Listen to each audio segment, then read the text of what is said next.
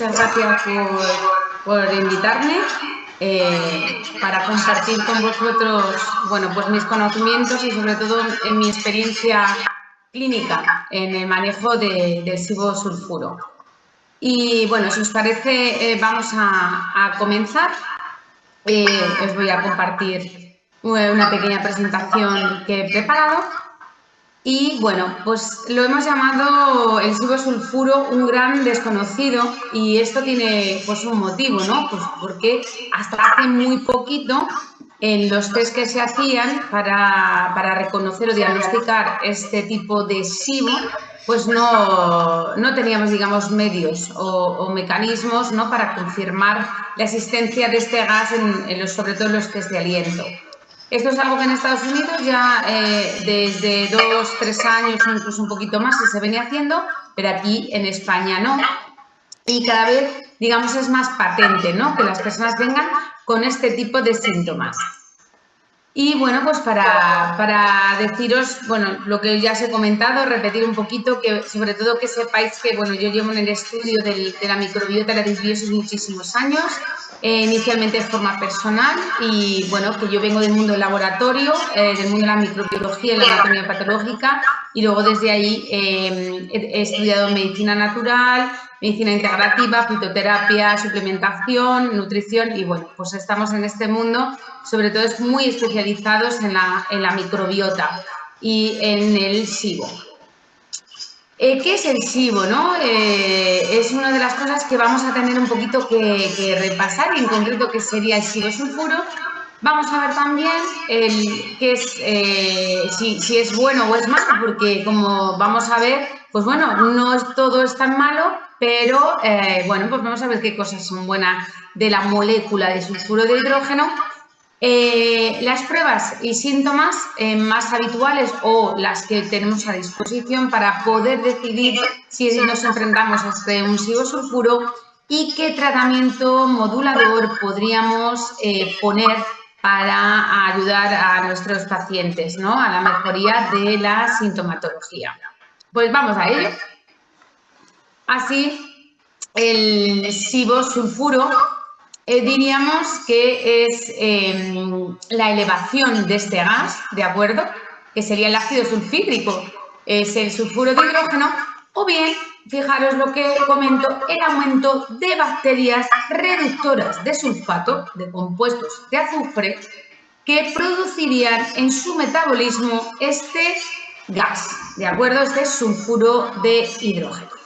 Entonces, muchas personas cuando acuden a consulta o bien vienen ya con un diagnóstico de SIBO, o vienen ante la sospecha de tengo SIBO y creo que es de sulfuro, o creo que es de metano, o creo que es de hidrógeno. Bueno, antes de nada, yo os voy a decir que no creo en el ir separando cada SIBO y excluyendo. Precisamente estamos en una visión de medicina integrativa, y cuando integramos no vamos a tratar las cosas de forma independiente. Al final hacemos un todo, ¿de acuerdo? Entonces, lo normal es que al final todo confluya, es decir, vamos a tener diferentes microorganismos que van a estar produciendo hidrógeno, y desde el hidrógeno, de ahí el sulfuro de hidrógeno o también el metano. Pero bueno, diríamos que sí, que hasta ahora incluso esta categorización se está haciendo, digamos, a nivel académico, a nivel de evidencia científica, y hablaríamos del SIBO de hidrógeno, del SIBO de metano, del SIBO-sulfuro. Y recordaros que también existe el SIFO, que es el sobrecrecimiento fúngico, ¿de acuerdo? Cuando nos vamos a encontrar, principalmente va a ser Candida albicans, aunque evidentemente hay otros hongos que van a encontrarse en nuestra microbiota. Una vez dicho esto, pues de nuevo recalcar esta idea que os comento de cómo esto es un estudio realizado por Martín Pimentel con sus pruebas de aliento con pacientes, Entonces, como veis, pues hay una proporción en nada desdeñable de casi un 11% que donde van a tener pruebas en las que se elevan todos los gases, ¿no? Entonces, madre mía, nos llevamos las manos a la cabeza. Más o menos, pues nos dicen que el metano viene siendo un 39%, 49% más o menos elevación de este hidrógeno, y como que solamente, exclusivamente sulfuro de hidrógeno, pues que sería un 10%. Entonces, bueno, el caso es que al final vamos a ver elevación de los diferentes gases, cada vez se ve más, y como os digo, pues vamos a ver que está implicado, ¿no?, en esta elevación. Bueno, pues lo primero deciros que este sulfuro de hidrógeno pues no aparece de la nada y, como os comentaba, van a ser las bacterias que utilicen como sustrato principalmente el azufre las que van a producir esta molécula de sulfuro de hidrógeno. Entonces, entendiendo que cuando están en disbiosis, ¿no? No están en eubiosis, están desequilibradas y puede que estén también sobrecrecidas, no solo en colon, sino en el intestino delgado, van a producir mayor cantidad de este gas. Deciros que las arqueas no metanogénicas también son productoras de sulfuro, y que principalmente lo que yo me encuentro en consulta cuando constatamos sintomatología, curvas y test metanogenómicos suele ser salmonela, algunas veces tifi o no, y campylobacter. Esto es de lo más frecuente, o incluso personas que han pasado estas toxinfecciones alimentarias en algún momento de su vida. Algunos lo saben a ciencia cierta y lo pueden comprobar, otras personas no lo saben, pero recuerdan haber ido a un restaurante y haber tenido una toxinfección. Proteus y Pseudomonas también. Además, bueno, pues Pseudomonas es una de estas maravillosas bacterias que yo la he bautizado como la bacteria del tape y es una de las primeras que va a aparecer cuando mantenemos los alimentos en la nevera durante mucho tiempo. Entonces, bueno, pues fijaros qué problemón de conservar mal los alimentos vamos a tener, porque al final se nos olvida que estos SIBOs y estas disbiosis no van a venir solo por una toxinfección previa, que es en la mayoría de los casos vamos a tener un SIBO postinfeccioso, sino que también nos va a ocurrir tras consumo de antibióticos, ¿de acuerdo? Y donde van a sobrecrecer aquellas bacterias que ya habían entrado en contacto con nosotros en toxinfecciones previas, o que estaban ya en nuestra microbiota de toda la vida, legados de nuestro ambiente o de nuestros progenitores, etcétera. Y que decir tiene que todos aquellos alimentos que consumimos que no están en buen estado y no obligatoriamente van a ser probióticos ni prebióticos de calidad, van a mermar nuestra salud y van a provocar sobrecrecimiento bacteriano, como ya sabemos que ocurre con los embutidos, que están cargadísimos de Pseudomonas, de Clostridium, bueno, incluso de coli, bueno, de muchísimas patógenas, campilos, es decir, que tenemos este gran problema y que sabéis que cada 2 por 3 van apareciendo diferentes alertas. Y luego recordaros también que la salmonela, si os acordáis este año que fue tremendo con lo del tema de la salmonelosis en el restaurante Dani, que hacen tortillas de patata sin cuajar, había habido un brote de salmonela y concluyeron que habían sido sus empleados que eran asintomáticos que estaban transmitiendo la salmonela. Y esto es importante que os lo recuerde. Salmonela es una de las principales en el sulfuro de hidrógeno. Muchos laboratorios todavía la están analizando, la incluirían como una bacteria productora del EPS, porque encima produce muchas endotoxinas, produce endotoxemia. Y luego, además, es una bacteria proteolítica, una enterobacteria, ¿de acuerdo? Entonces, bueno, pues la vamos a ver en diferentes clasificaciones según los diferentes test. Luego contaros que todo el mundo habla siempre del desulfovibrio, sus especies, ¿no? La dicen desulfovibrio. Pues sí, es una de las que están implicadas, pero os voy a decir que no es la principal. Y bueno, también estaría la Klebsiella pneumoniae, que bueno, pues es un gran problema, sobre todo a nivel hospitalario, que muchas personas que se han encontrado ingresadas y que hay gran problemas de inmunidad van a tener problemas con esta bacteria, pero que es que tenemos otras productoras de azufre, como puede ser Shebanella, Treponema, el Fusobacterium, los Enterobacter y los Citrobacter. Algunos de ellos se relacionan con infecciones de orina, con infecciones pulmonares, es decir, no se van a quedar solamente a nivel intestinal, sino que va a haber una translocación bacteriana de ahí que vamos ahora, ¿por qué da tanta guerra este sulfuro?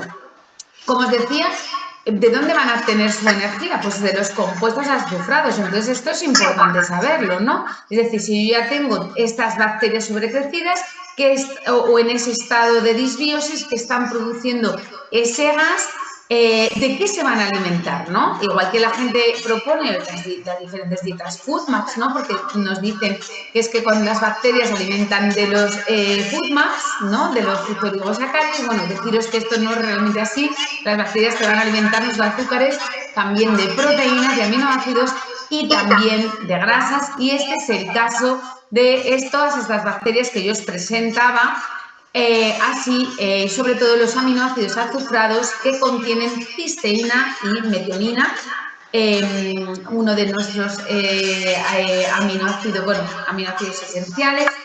Y luego tendríamos, por otro lado, los compuestos inorgánicos de azufre, que principalmente estaría oxidado, donde vamos a ver los sulfatos, desgraciadamente muy utilizados a la hora de la labor en las tierras, ¿no? En la agricultura.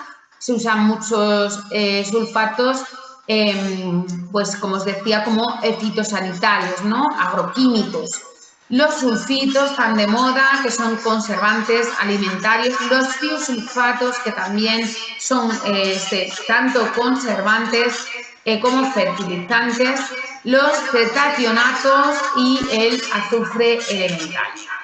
Entonces, pues hay alimentos, todos ya sabemos, por ejemplo, las coles, todo lo que sería brócoli, coles de Bruselas, coliflor, lombarda, berza, bueno, todo lo que es la familia, incluso la familia de las coles.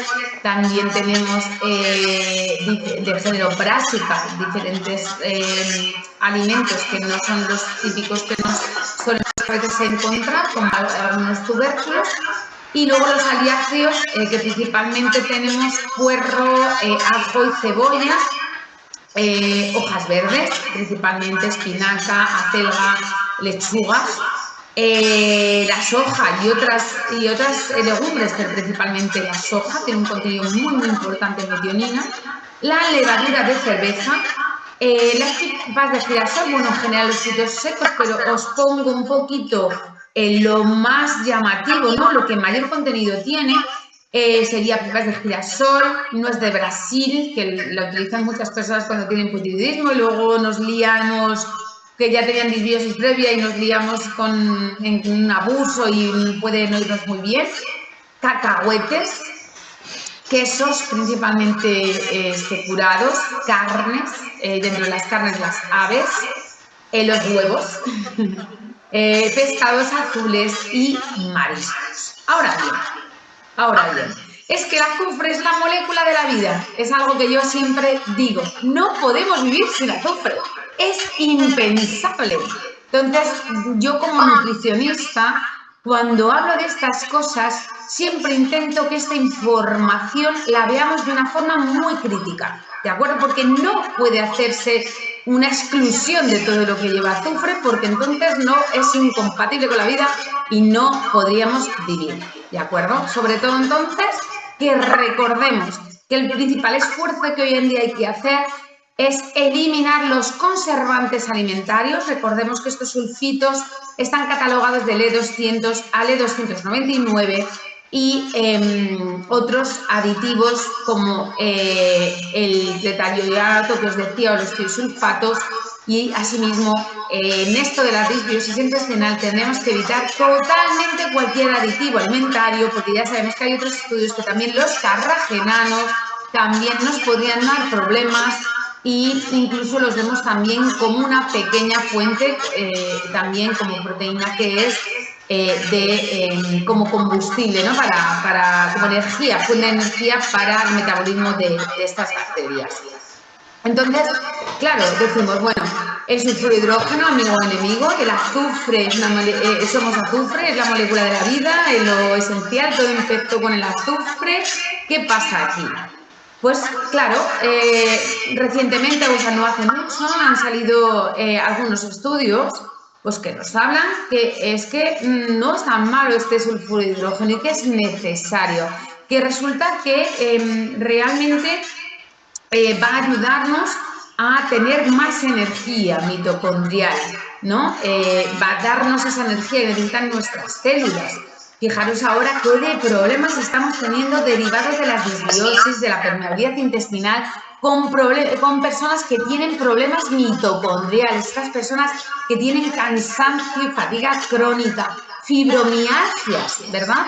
En las que tenemos que prestar atención también en restituir y recomponer sus mitocondrias, ¿no? Que funcionen correctamente, que se multipliquen.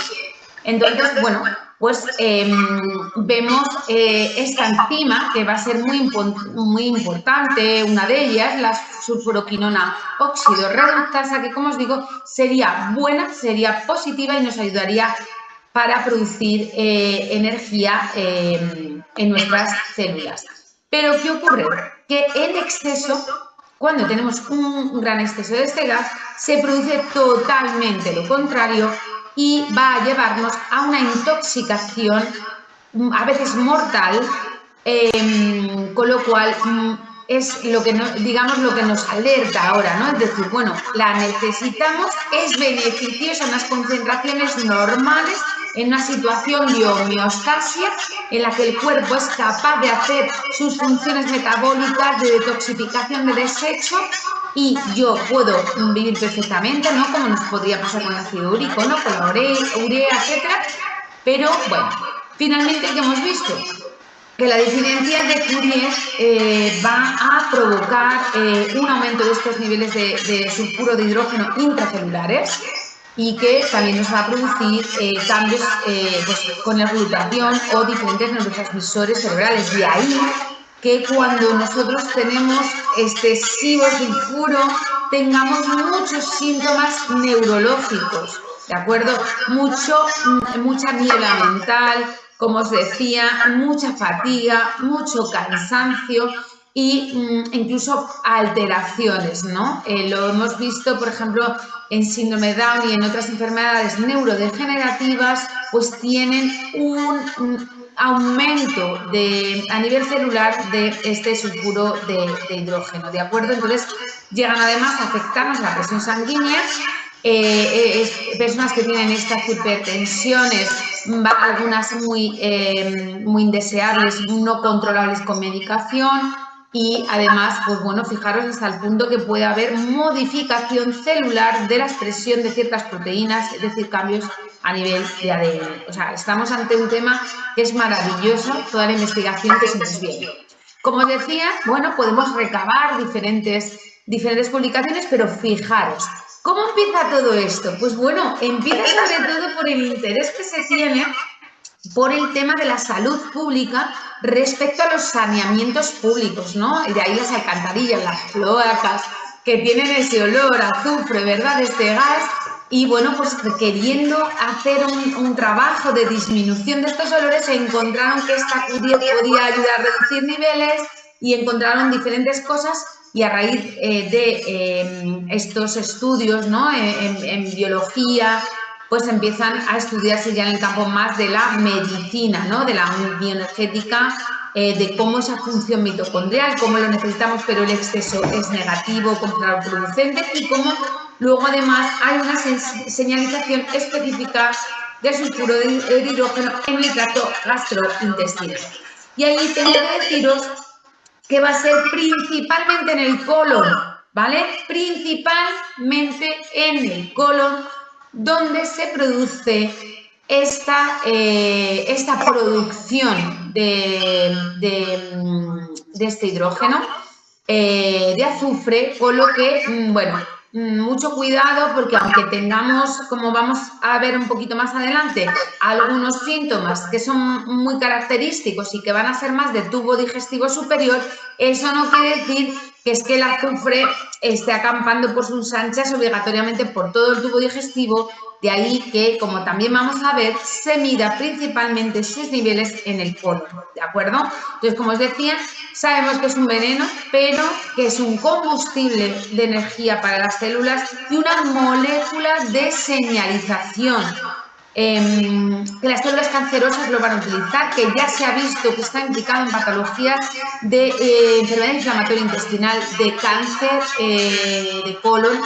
Y bueno, pues estas células nuestras y en general, o sea, las propias células ya no solo a nivel hepático, o sea, tienen que procesar muy bien estos niveles de azufre para que no nos intoxiquen. O sea, con lo cual, una inflamación intestinal crónica, una mala alimentación, medicaciones, es decir, todo lo que me lleve o enfermedades sin diagnosticar, celiaquias, etcétera, me va a llevar, desgraciadamente, seguramente a tener un problema con el azufre. Así que, bueno, pues veis que tiene esta ruta, en este caso desde la metionina, desde este aminoácido, y como vemos aquí, e incluso la homocisteína, que es un marcador para enfermedad cardiovascular, os hablaba de la hipertensión, enfermedades cardiovasculares. Bueno, pues vamos a tener muy en cuenta también en nuestros pacientes ver cómo están algunos de estos marcadores. Yo me gusta siempre pedir mucho esa homocisteína para también valorar un poco en qué contexto nos vamos a encontrar. Y bueno, y como os decía, ahora mismo se va a investigar esto cada vez muchísimo más, porque lo que es en enfermedades neurodegenerativas, en el ELA, y en otras patologías está ahora mismo esto, pues bueno, pues muy candente, ¿no? ¿Qué ocurre con el exceso de proteína animal? Porque claro, yo os tengo que explicar que hay una gran diferencia entre el azufre orgánico e inorgánico. Os decía que el orgánico es aquel que proviene de estos aminoácidos animales, con ese contenido en metionina y en cisteína, y que vamos a encontrar pues, en carnes, pescados, lácteos, huevos, ¿verdad? Mariscos, etcétera. Y que ya sabemos, ya se ha evidenciado que es que estas dietas altas en proteínas, quiera o no quiera la gente, o sea, vamos a escuchar la ciencia, pero que es que la ciencia demostrable, confiable y que lleva toda la vida, y ya no solamente a mí me dice mucha gente, es que yo no creo en los organismos como la OMS. Bueno, pues podrás creer o no podrás creer, pero los medios que tiene para los estudios son pues de los que no tienen muchos laboratorios independientes. Entonces, sabemos que provoca enfermedades inflamatorias intestinales y cáncer colorectal, ¿no?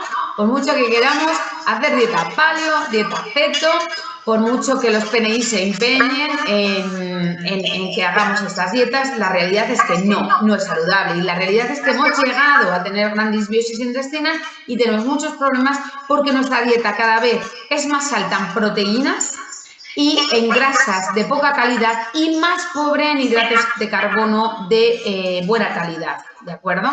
Entonces, bueno, también deciros, y siempre esto os lo pongo un poco en contexto con esta molécula esencial que va a encontrarse prácticamente en todos los alimentos y en todo, con lo cual llevar una dieta baja o moderada en azufre no va a eliminar por sistema absolutamente todos los alimentos de origen animal, pero sí deciros que yo he llegado a tener pacientes que han llegado a hacer una cetoacidosis metabólica, es decir, gente que ha estado ya muy grave, que ha llegado a consulta ya en una situación muy compleja, de una disbiosis ya muy grave, muy maltratados, como os digo, que venían de hacer estas dietas FODMAPs, dietas paleos, dietas cetogénicas, bueno, en un estado de desnutrición y en unos estados muy lamentables, en los que al final solo hemos podido digamos, poner dieta vegetal, dieta principalmente vegana. Fijaros lo que os estoy diciendo, porque llega un momento en el que vemos que este paciente va a mejorar muchísimo más con una dieta muy fresca y muy vegetal, que con una dieta animal, ¿de acuerdo? De hecho, muchas veces las personas que hacen las preparaciones para la coloscopia o para las pruebas de hidrógeno aspirado, que tienen muchos síntomas tras la ingesta de proteínas, pues vienen pasando a veces por esto, ¿no? Porque realmente tenemos un exceso, yo soy una de ellas, he tenido varias salmonelas a lo largo de mi vida, etcétera, tengo tendencia a que sobrecrezcan este tipo de bacterias productoras de azufre y un exceso de proteína animal en mi dieta no me viene nada bien y me desequilibra muchísimo. Sin embargo, comentaros cosas importantes sobre este azufre inorgánico, que principalmente lo vamos a encontrar en los vegetales, y es que no es obligatoriamente necesario quitarte las coles, pero si las crucíferas son maravillosas, pero si tienen un montón de sustancias anticancerígenas que van a provocar que no tengamos un pH tan elevado en nuestro organismo. Bueno, cuidado con el pH, que ya sabéis que el pH es una cosa, pero veis que os estaba hablando de la cetoacidosis metabólica con el tema del azufre, etcétera. Entonces, mucho cuidado con quitarlo. Ahora bien, en estas personas vamos a comerlas cocinadas. Cuando nosotros vamos a cocinar en agua, no os estoy hablando de vapor, os estoy hablando de cocina, incluso yo recomiendo lo que es escaldados cortos, que es suficiente para eliminar el exceso de azufre, ¿de acuerdo? Entonces, no retiremos, por amor de Dios, estos alimentos que son magníficos y maravillosos, que aunque no se den en grandes cantidades, tenemos que dejarlos en nuestra dieta. La cebolla deshidratada, por ejemplo, va a tener poquita cantidad de este azufre, estas colestocidas, como os decía. Sin embargo, cuidado, una alerta, que ya por fin ya estoy viendo que la gente está teniendo mucho cuidado con esto, y es con el consumo crudo de hojas verdes, ¿de acuerdo? Se ha descubierto que tienen un azúcar que se llama sulfoquibose, y este azúcar no desaparece al tratarlo con el calor, pero que además incluso pues, está muchísimo más concentrado, o sea, va a reducirse, pero claro, si lo dejamos crudo ya entonces su concentración es tremenda. Y es un azúcar muy rico en azufre, con lo cual nos está dando, digamos, alimento por doble vía, en esa forma de azufre y en esa forma de azúcar. ¿Y qué se ha visto? Pues que alimenta a estas bacterias Eubacterium rectales, que son estas que están muy implicadas con este cáncer de colon, con colitis ulcerosa, con esas enfermedades inflamatorias intestinales, y que además a su vez, pues este Bacterium rectale va a producir evidentemente también un sustrato para una biofila Bacworthia, y esta producción de azufre tan irritante, ¿no? ¿De acuerdo? Entonces estas dos bacterias productoras de azufre implicadas en este metabolismo del azufre están estrechamente implicadas en la génesis del cáncer colorectal y la enfermedad inflamatoria intestinal. Entonces, bueno, pues recordamos, gas altamente inflamatorio, muy tóxico para la mucosa intestinal. Entonces tenemos que intentar que este gas se reduzca reduciendo las bacterias y los sustratos de los que se alimentan. Bueno, pues cuando nosotros tenemos este problema y esta inflamación y tenemos que dar, pues como os decía, estas recomendaciones dietéticas para evitar que se produzcan estos problemas a largo plazo, pues vamos sobre todo a dar unas recomendaciones que serían evitar las hojas verdes crudas, reducir las aves, principalmente pollo y pavo, sustituir por otras de mejor calidad, como pueden ser incluso el cerdo que se haya producido de forma ecológica, el conejo. El cerdo tiene zonas muy magras y es maravilloso. Eliminar lácteos, salvo leche fresca de pasto, yogur si puede ser casero artesanal, y quesos frescos bajos en grasa, siempre y cuando la persona tolere correctamente las caseínas y la lactosa. Pues vamos a ir un poquito con las pruebas diagnósticas para que pues veamos un poquito qué pasa con esto, ¿no? Os he hecho pues un poquito esta presentación qué es al final el azufre, dónde está, dónde me lo voy a encontrar, un poco que entremos ahí de lleno. Una vez que tenemos unas pruebas diagnósticas y vamos a ver unos síntomas, pues ya vamos a concluir en si realmente necesitamos tomar algunas medidas dietéticas y de tratamientos moduladores para mejorar, al fin y al cabo, este SIBO o esta disbiosis que es tan desagradable. Actualmente, bueno, os he puesto, no hay ningún ánimo de lucro ni en este sentido, pero os he puesto, bueno, pues porque Teleces es el pionero que ha traído a España la medición de este gas, pero como veis lo va a hacer en el colon, ¿de acuerdo? No nos va a dar la medición de todo el tubo digestivo como lo hace con el metano y con el hidrógeno, pero sí nos va a poner, digamos, los resultados y nos va a indicar efectivamente si es compatible o no sería compatible con que podamos correlacionar con este tipo de bacterias. Yo comentaros que a mí los test de SIBO desde hace muchos años, ya no es de ahora, o sea, os hablo de hace 5, 6, 7, 8 años, a mí no me gustan. Antiguamente acordaros que trabajamos sobre todo con el test de fructosa, no se hacía el test de lactulosa y ya con ese, si la curva se elevaba al inicio, antes del minuto 100 ya se entendía que había sobrecrecimiento y no andábamos al paciente liándole la manta a la cabeza. Entonces, bueno, yo trabajo muy poquito con los test, la verdad, casi nada. A veces me valen un poco para identificar a lo mejor a qué nivel están ya sobrecrecidas las bacterias, pero nada más.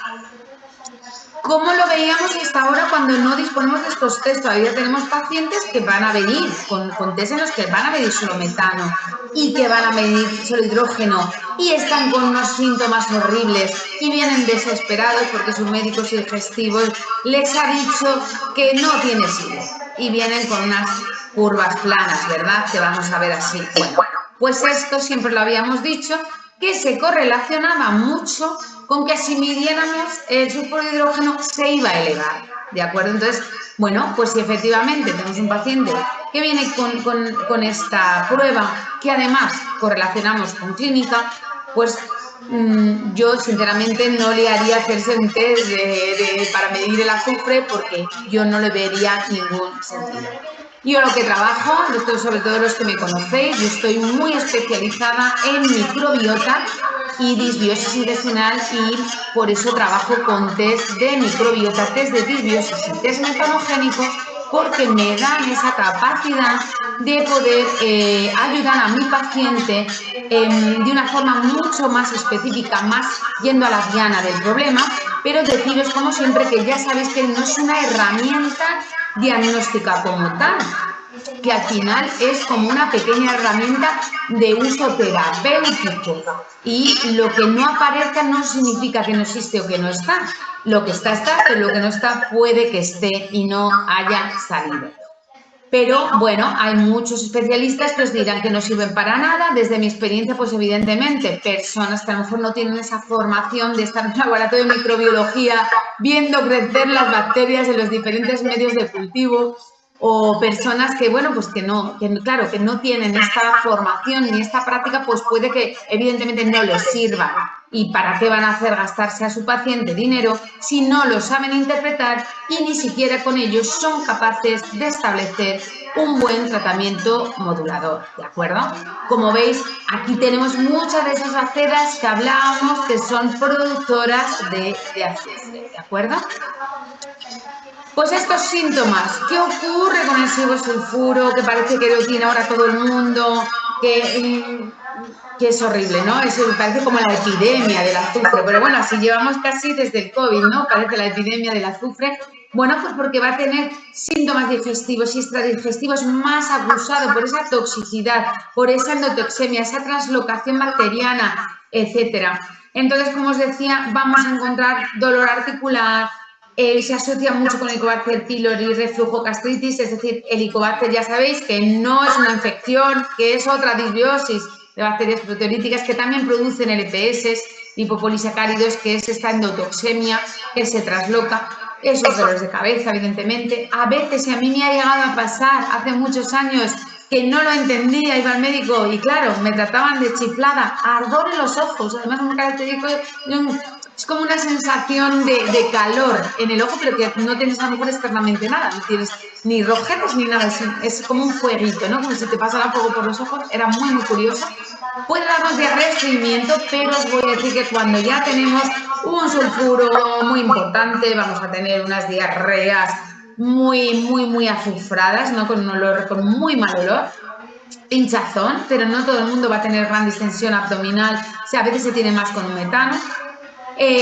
Una sensibilidad al alcohol porque ya tenemos está saturado nuestro hígado con estas LPS, ¿no? Con esta endotoxemia, no tenemos una buena capacidad de toxificación hepática.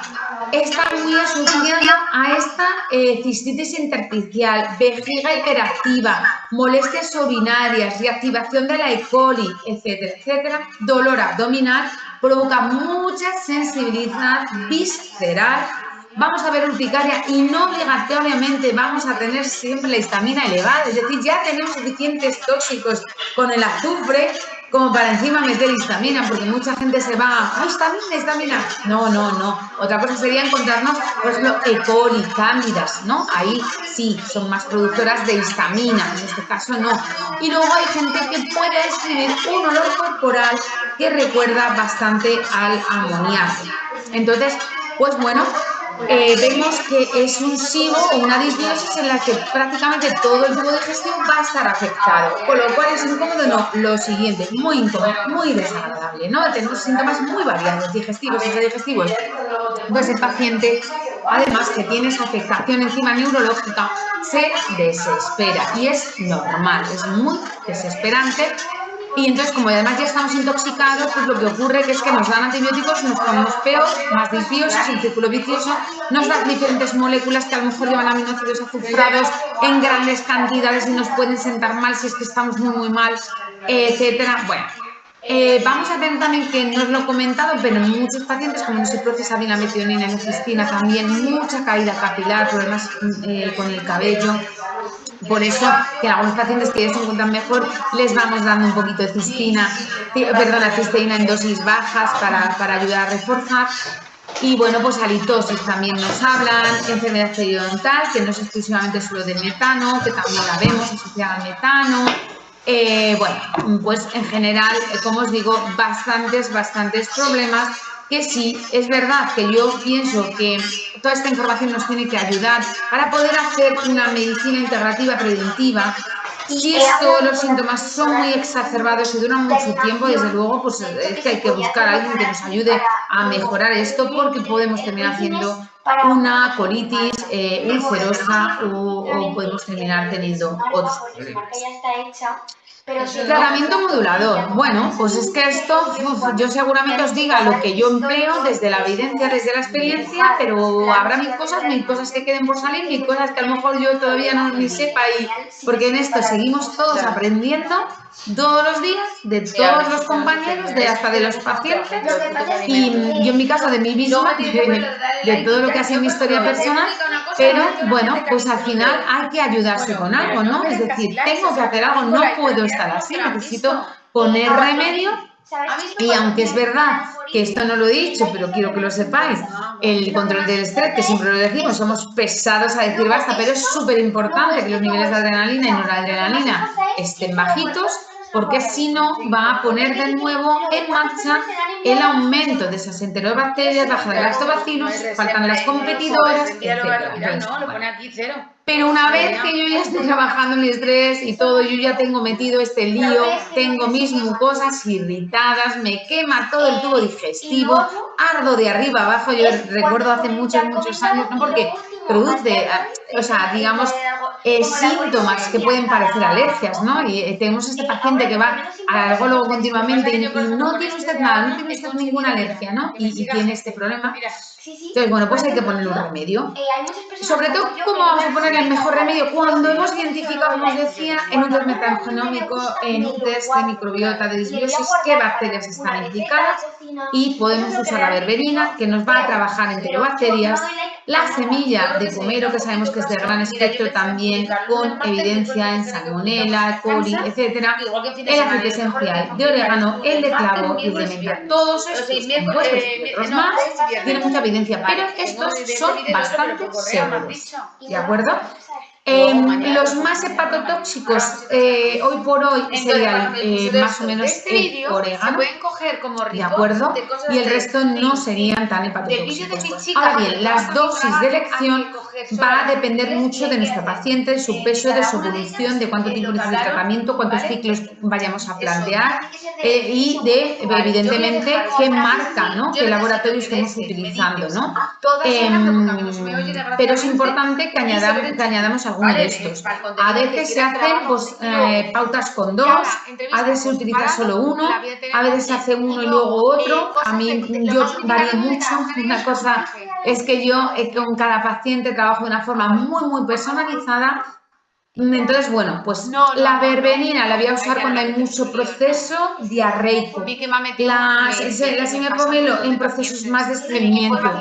El orégano es un poco más general si hay buena tolerancia gástrica. El clavo me gusta, la verdad, que cada vez más. Suele tener mucha tolerancia. También, acordaos que el clavo es un gran modulador del dolor, es un anestésico natural. Bueno, pues la menta también es bastante suavecita y a veces si no hemos tolerado lo demás, la menta puede ser un remedio maravilloso, ¿de acuerdo? Sobre todo tener en cuenta que si no tenemos una infección como tal, es decir, fiebre, síntomas infecciosos y hemos constatado con un antibiograma preferentemente y con, con un cultivo con antibiograma de infección, no vamos a recomendar uso de antibiótico. Ahora bien, yo tengo una salmonela en una casa, me la confirmado, es que yo ya os digo, de niña yo llego a estar ingresada por salmonelos, es muy importante, ni ha tenido que poner antibiótico.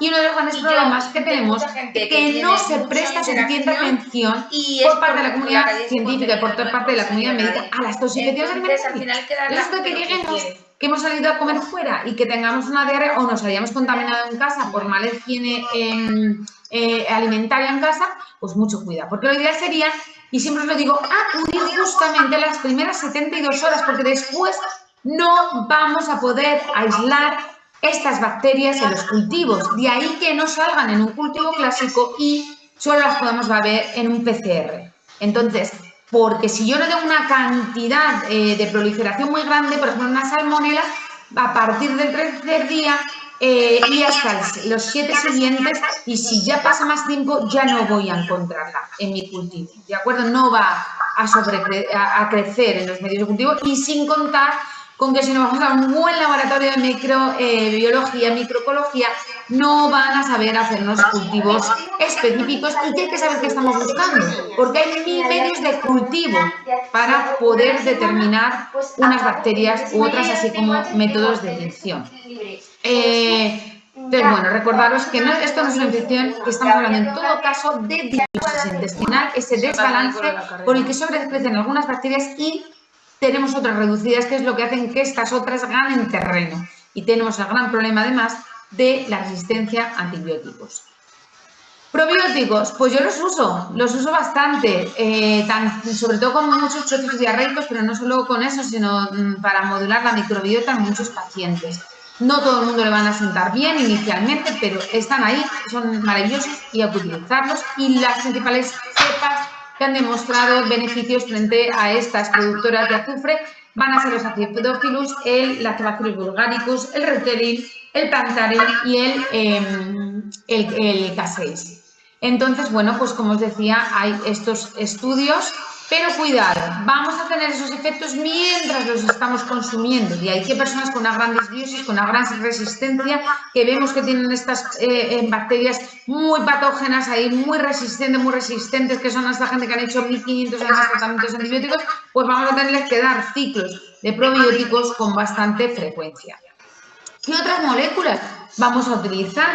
Que, bueno, deciros que me sorprendió mucho en un último congreso que estuve en la Jiménez Díaz, que hablan de simbióticos no solamente para la mezcla de prebiótico y probiótico, sino para otras moléculas con acción moduladora sobre nuestra microbiota.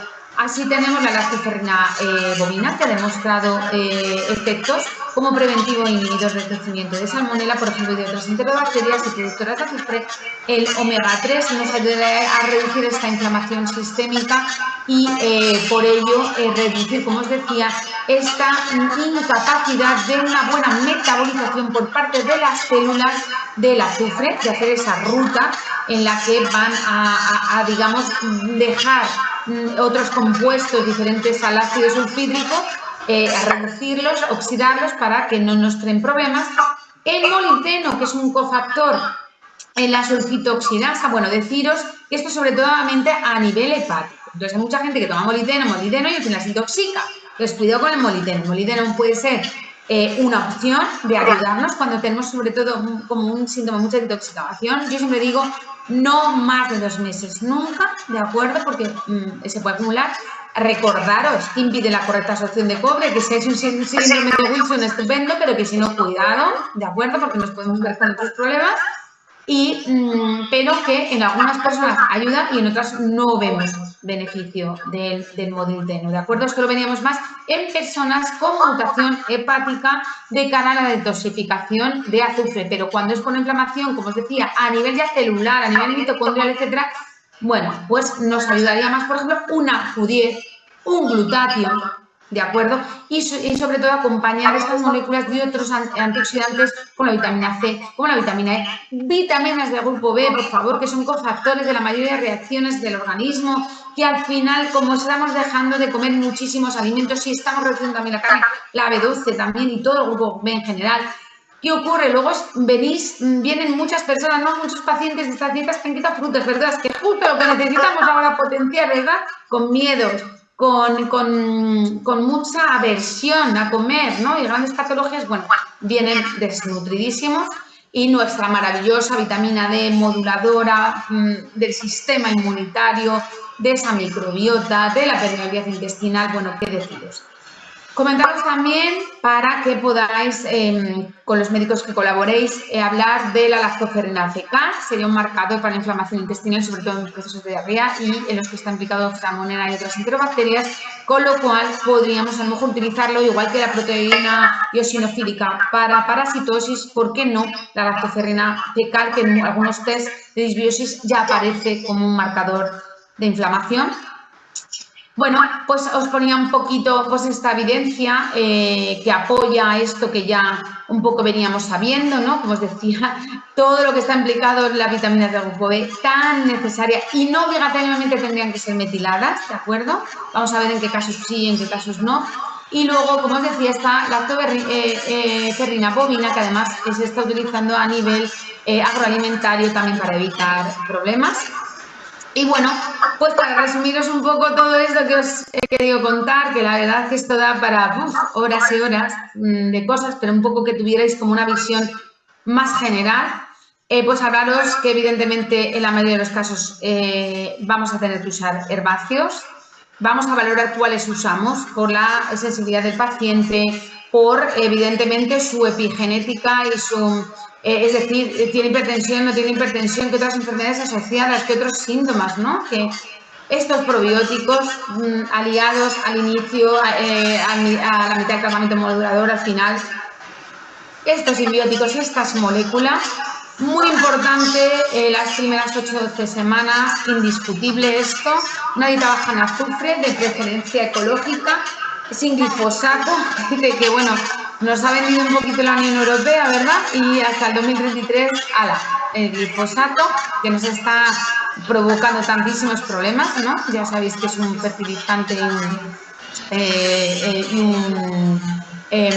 un plaguicida.